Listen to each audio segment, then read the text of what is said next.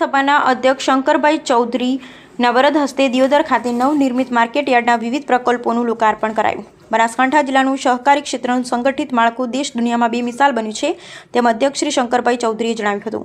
જનકલ્યાણની અનેક યોજનાઓથી છેવાડાના માનવીનું ભલું થયું છે તેમ સાંસદ શ્રી પરબતભાઈ પટેલે જણાવ્યું હતું.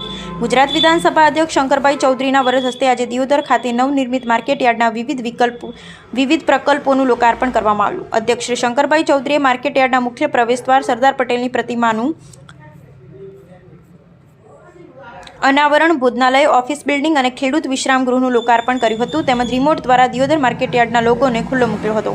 આ પ્રસંગે અધ્યક્ષ શંકરભાઈ ચૌધરીએ જણાવ્યું કે બનાસકાંઠા જિલ્લાનું સહકારી ક્ષેત્રનું સંગઠિત માળખું દેશ દુનિયામાં બેમિસાલ છે. ગલબા કાકાએ વાવેલ બનાસ ડેરીનું બીજ આજે વટવૃક્ષ થયું છે.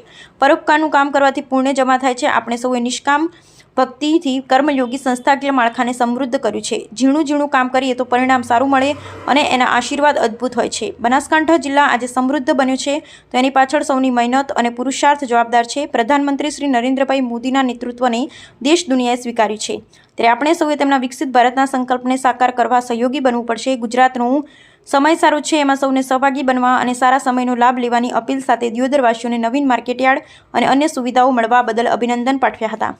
સાંસદ શ્રી પરબતભાઈ પટેલે જણાવ્યું કે વડાપ્રધાન નરેન્દ્રભાઈ મોદી કૃષિ મહોત્સવ, ગરીબ કલ્યાણ મેળાઓ, કિસાન સન્માન નિધિ, નલ સે જલ, ઉજ્જવલા યોજના, સુજલામ સુફલામ જેવી અનેક યોજનાઓથી છેવાડાના માનવીઓનું કલ્યાણ કર્યું છે.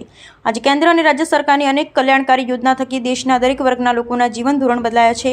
આ પ્રસંગે ધારાસભ્ય માવજીભાઈ દેસાઈ, પૂર્વ ધારાસભ્ય શિવાભાઈ ભુરિયા, શ્રી અનિલભાઈ માળી, એપીએમસી દિયોદરના ચેરમેન શ્રી માલાભાઈ ચૌધરી, ડોક્ટર રેખાબેન ચૌધરી સહિત માર્કેટ યાર્ડના ડિરેક્ટરશ્રીઓ, વેપારીશ્રીઓ અને ખેડૂતો મોટી સંખ્યામાં ઉપસ્થિત રહ્યા હતા. Bureau report Jagdish Patiyar, Deodar.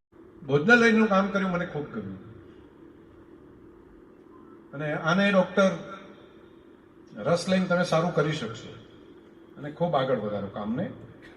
અને જમવાથી, ભોજનથી જે સંતોષ મળે છે ને એવો સંતોષ કોઈને કોઈ પણ બાબતમાં નથી મળતો. કોઈ પણ વ્યક્તિને કોઈ પૈસા આપો, બીજું હોય, કપડાં આપો, કંઈ પણ આપો, પણ ભોજનથી જે સંતોષ મળે છે સૌથી વધારે મળે.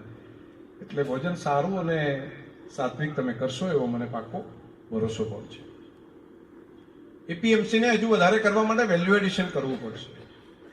એક સમય હતો જ્યારે કોઈ જગ્યા નથી, સ્કોપ નહોતા, ત્યારે બધા ખેડૂતો માર્કેટમાં જ આવતા. પરંતુ હવે માર્કેટ એવા ડેવલપ થશે જે વેલ્યુ એડિશન.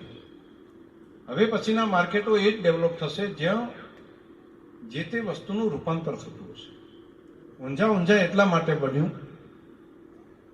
ખાલી માલ લઈને આપતા તેને લીધે નથી થયું.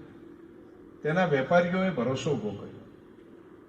થરાદ એટલા માટે થરાદ બન્યું કે એના વેપારીઓએ ભરોસો ઉભો કર્યો અને વેપારીઓને એપીએમસીના નિયામક મંડળે ભરોસો ઉભો કર્યો.